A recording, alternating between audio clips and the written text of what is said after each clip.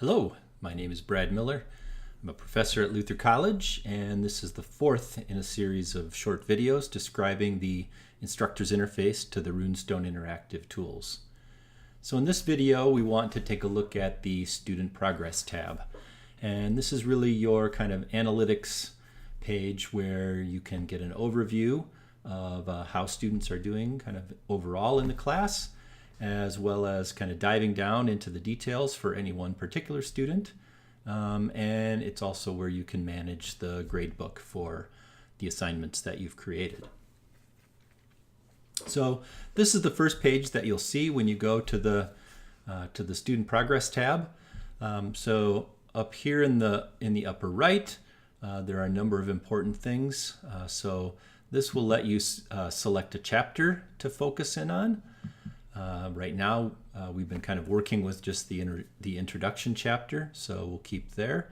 The gradebook button we'll come back to in a minute, and this kind of class activity button, which will show you at this point for all time, or you can kind of filter the class activity that you see for the last 7 days. Okay, this shows for each student, and for each student it'll kind of give you a bar. Here is 100%. And it'll show you the sections that they've completed, the correct exercise attempts, and their missed exercise attempts. All right, so you can see the student Brad Miller is doing pretty well. Stuart Dent down here is kind of just getting started, and the student here is not looking too good.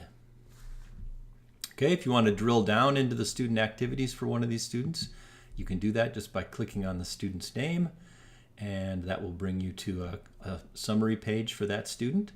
It'll show you the table of contents for the book, which chapters the student has started to take a look at. You can drill down on a chapter and see exactly which sections in that chapter a student has completed or started or not looked at. And this shows you the gradebook for that student. So for every assignment that we've created, the due date, and it'll show you the grade that that student has for that assignment and the average. And then this over here just kind of gives you an idea of the recent activity of that student. So it'll kind of show you the pages they've viewed, the things that they've run, the questions, and the questions that they've answered.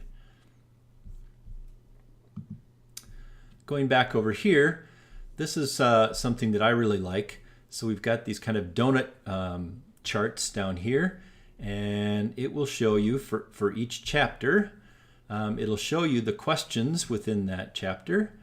So especially these are mostly multiple choice here in some of the early parts.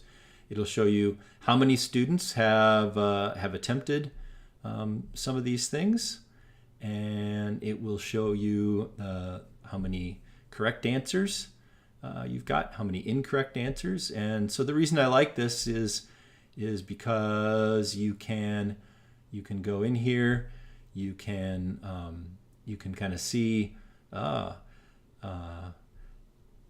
students are having trouble with this particular question. What is it?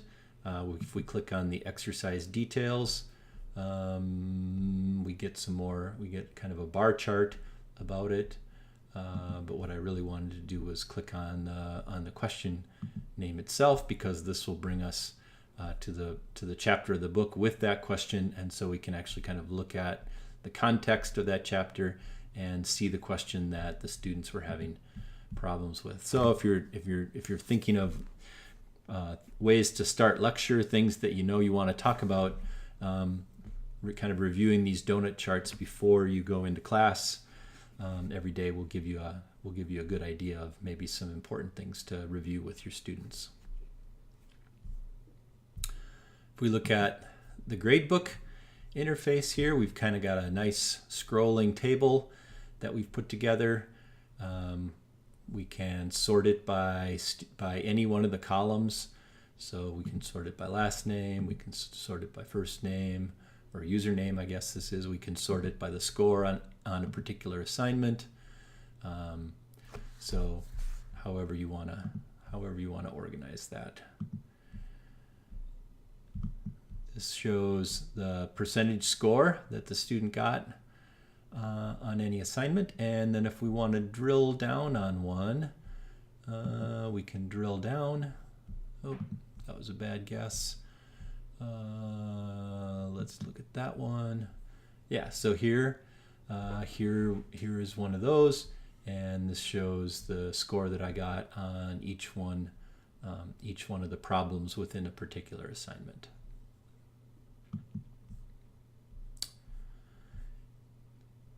We've got a couple of ways that you can filter. If you want to filter by assignment to keep the number of columns down, you can do that.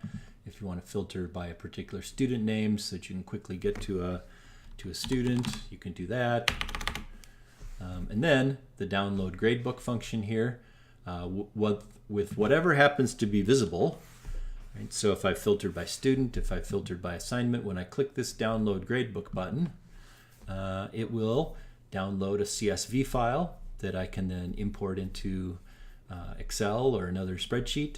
Or I know other folks have devised mechanisms where they can take a CSV file like this and integrate it into import it into their learning management system.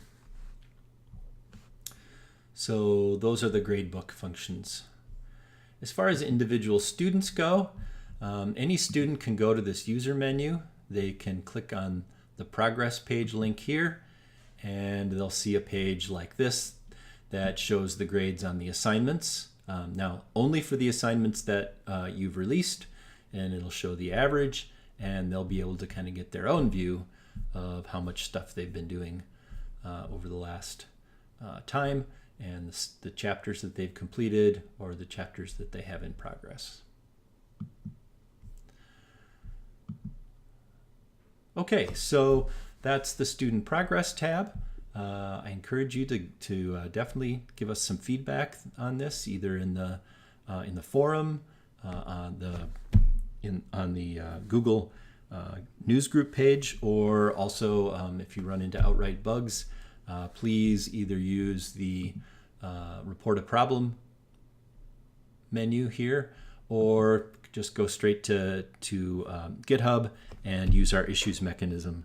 That's really the preferred mechanism, is to go to GitHub and report the issues directly. That way you can see, that way we can have a dialogue about any questions, and you can kind of see our progress in answering them. Using the report a problem here just kind of makes an anonymous report. So thanks for listening. There'll be a couple more videos to come here over the next time. But so far we've covered the admin, making assignments, grading, and student progress. The big one that we have left is writing your own questions in the assignment builder interface. So thanks for listening.